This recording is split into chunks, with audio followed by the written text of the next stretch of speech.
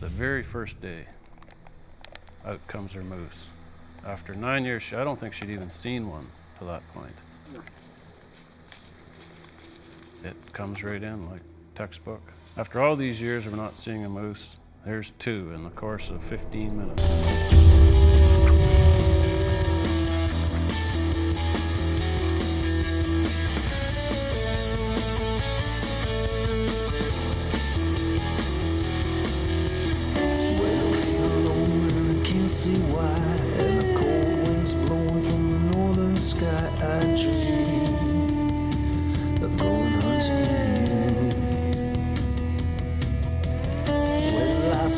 Starts getting rough when I stop believing I'm not tough enough to be free. I just go on with you.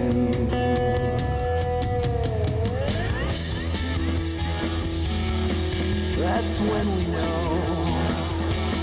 That's when we go. When it's just us hunting.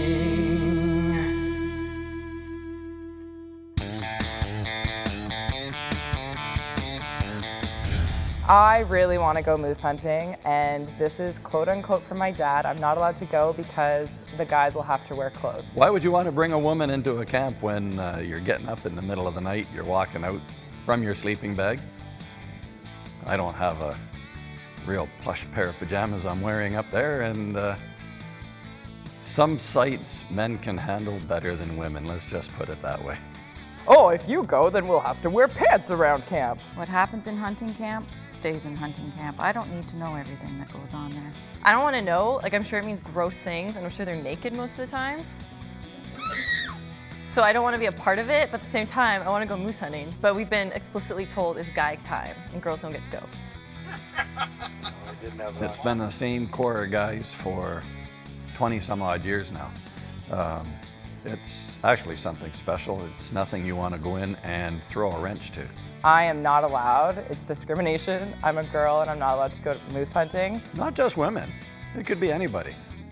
You know, we could bring in another friend of ours, but if we bring in that friend and one person in the original group is having a hard time with it, well, you just ruined his moose hunt.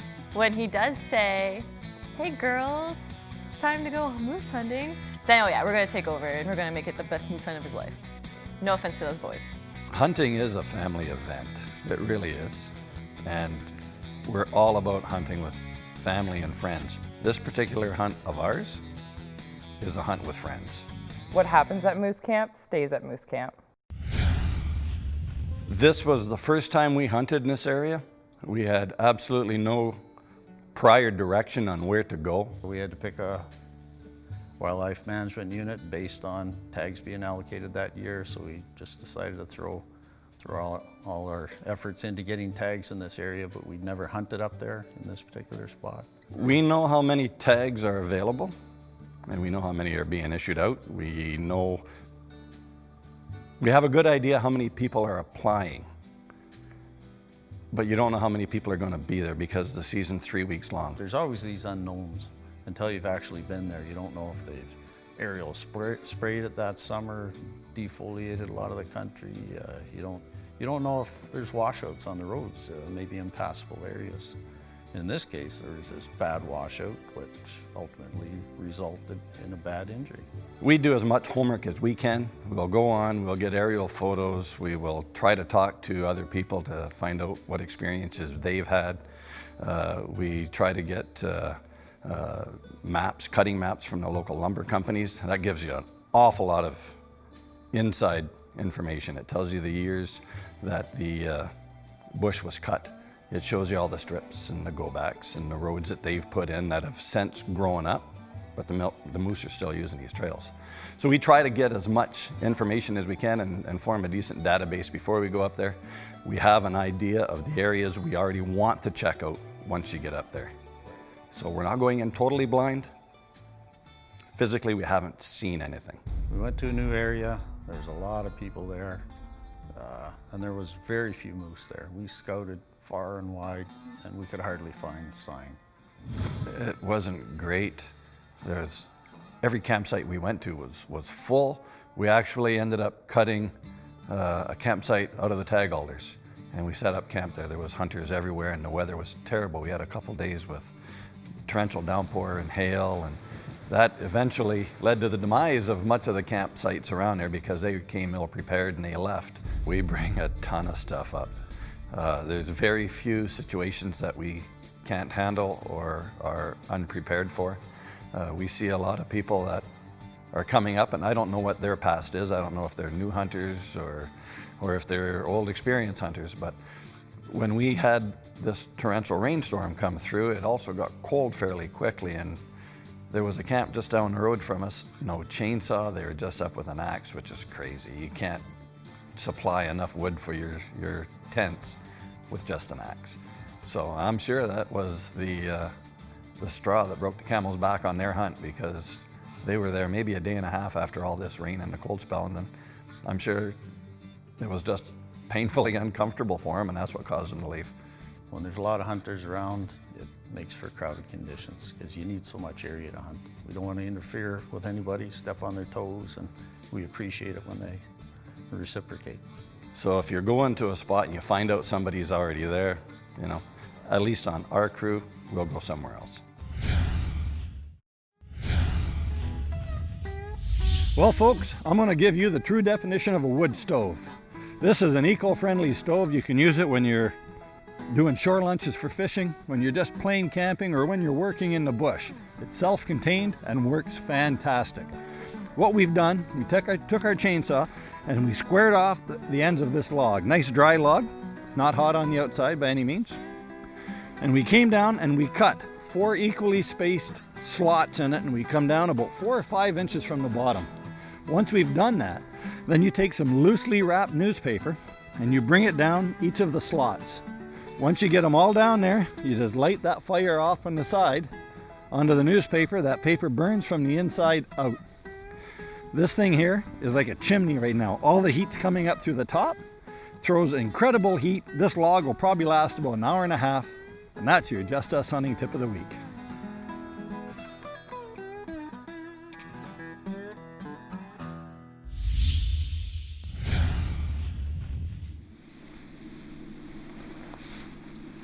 Yesterday was opening day, and came over to this spot here last night. That was a good night to call. We thought we had a couple answers. We weren't 100% sure on that.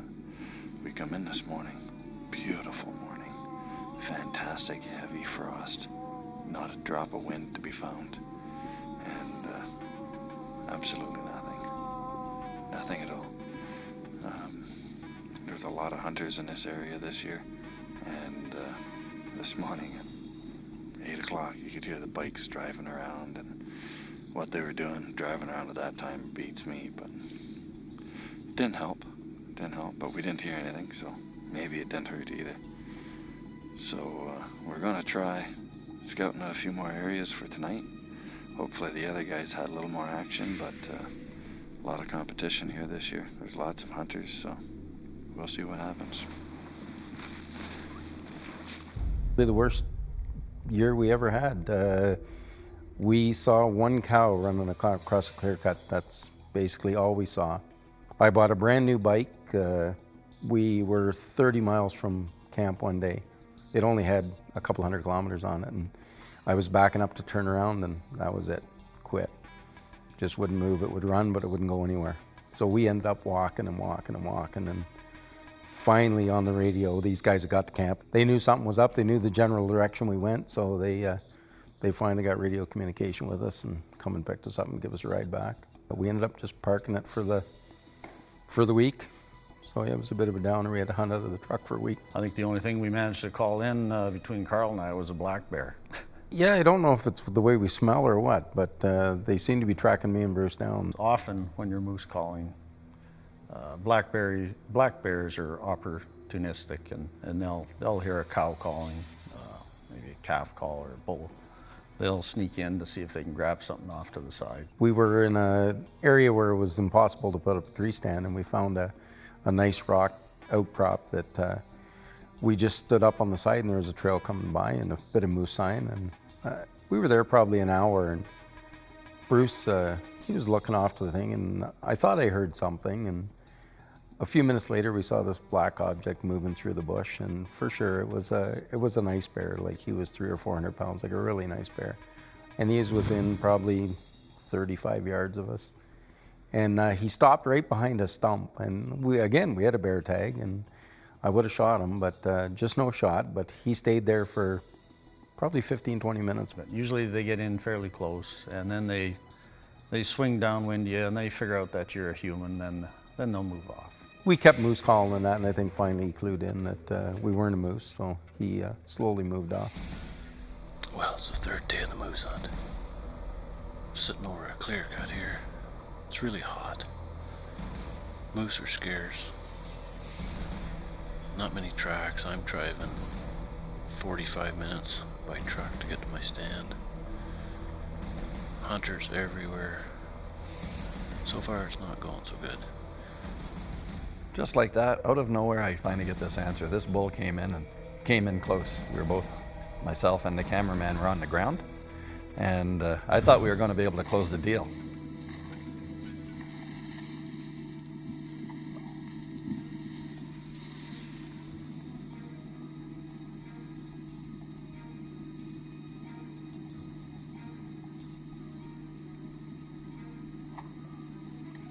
It came up. The cameraman was the last shrub before this moose, and he was tearing up all the bush when he was walking in. Cameraman thought he was the next one to go, and had I been standing beside him, I would have had a beautiful shot. It was 20 yards broadside, but unfortunately where I was, he was quartering to me, and that's not a shot. So we had a close call there, but we couldn't close the deal, and that's hunting. This one time when I was 16 years old, hunting bear up in northern Ontario, two bears came into my bait at around 7 o'clock. And one of the bears got curious and decided to climb up my tree stand. While I'm freaking out, I'm like paralyzed up there, and he's sniffing my boot, and he decides to take a bite out of my boot, which is steel-toed. So I freak out and I yell out at the bear. The bear falls off the tree. He runs out a few, maybe 20, 40 yards, looks up at me up in the tree, and basically surrounded the bait for the last hour, 2 hours of that evening. Eventually, when I felt it was safe, I came down, and I was just so relieved, got on my three-wheeler at the time, and just went home. And that'll be a moment I'll never forget. Richard McQuaid for sure is the voice of common, or of common sense maybe, and he does try to calm us down. Yeah, he's always trying to slow us down. I don't know what it is there. He and Carl take a few chances when they're driving. Like, they're a bit fast, to say the least. Richard hunts with his wife, Nancy, and they have been for quite a number of years. So Richard only hunts with us for the first week, and he's dedicated the second week to be hunting with his wife, Nancy. Well, I'm at a beautiful lake, Atikokan, Ontario. It's kind of in the middle of nowhere. I'm gonna see if I can call up a moose tonight. Nancy's not coming in till late tonight, so I'm not allowed to shoot anything. Just gonna see if I can call one up. Had my chance last week, blew it. So this week I'll see if I can call one in for her. I meet with my wife farther west and a bit north, and it's a long drive for her, 22 hours by herself. She meets me there. I do a bit of pre-scouting, and we hunt with another couple. They have a cabin there, so our accommodations are beautiful.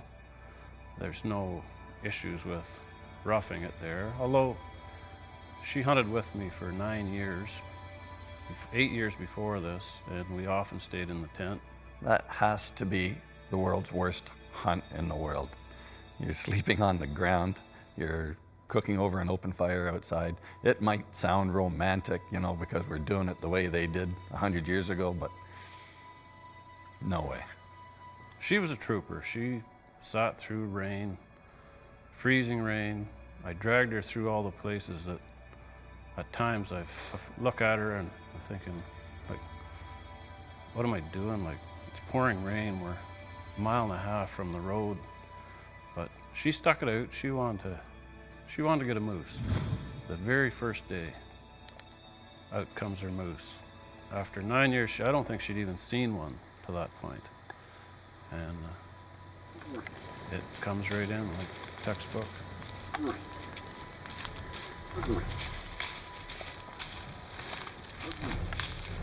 She's a very good shot. She was actually Canadian champion when she was young. Her father shot in the Olympics. She's very calm, unlike myself. She's a crack shot.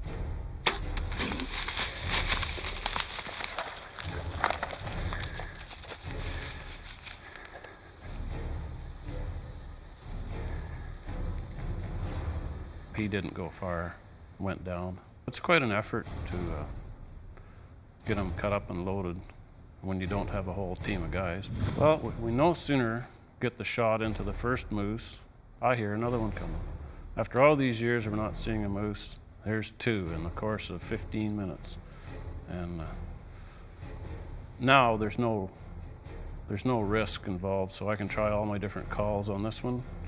And he comes right in, stands right under the tree, walks around, until we eventually got bored with him and had to send him on his way. But we only had one tag, so you have to let him walk. They had a pretty good hunt. They really did. They were able to close the deal off, and we weren't.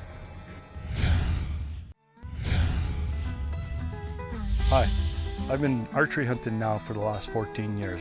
My weapon of choice is the compound bow. I love to hunt white-tailed deer, bear, moose if we can get a tag. In the off-season, I get ready by shooting as many 3D archery tournaments as I can. I've been greatly influenced by the people that finish ahead of me in the archery tournaments, show me how much better I can get at the game. My name is Rick Steep, and this is my profile. This is just us hunting. This is what happens when you miss the moose. Shot number one. Just a minute. Good grouping. Good grouping. Yeah, right through. Well, what do you got to say for yourself, young man? I hope there's more.